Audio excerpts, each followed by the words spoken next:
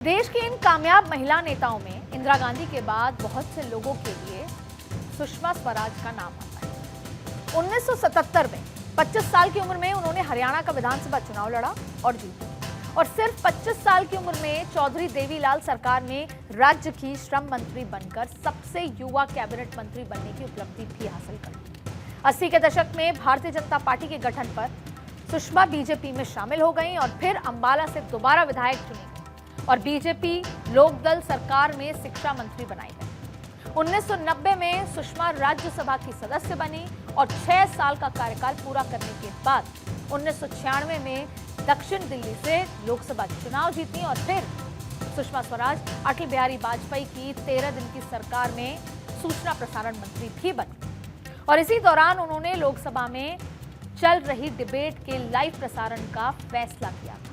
दिल्ली की पहली महिला मुख्यमंत्री बनने का खिताब भी सुषमा स्वराज के पास है। 2009 में 15वीं लोकसभा में नेता प्रतिपक्ष का जिम्मा भी रहा और 2014 में मोदी मंत्रिमंडल में विदेश मंत्रालय भी सुषमा स्वराज ने संभाला। 7 बार सांसद और 3 बार विधायक बनकर सुषमा स्वराज ने यह बताया कि हिंदुस्तान की महिलाएं चौखटों की बेड़ियों में बंधने वाली नहीं। अपने लंबे सियासी सफर में सुषमा स्वराज की बेटियों के लिए कई सीख छोड़ के गई हैं वो देश की बेटियों को। लेकिन मेरा मानना है कि उनकी सबसे बड़ी सीख ये रही कि अगर इरादा पक्का हो तो उम्र मायने नहीं रखती। और शायद इसी सोच के साथ ना सिर्फ सुषमा स्वराज 25 साल की उम्र में कैबिनेट मंत्री बनी बल्कि सोनिया गांधी सरीखी दिग्गज नेता को बेल्लारी सीट पर जाकर चुनौती भी दी।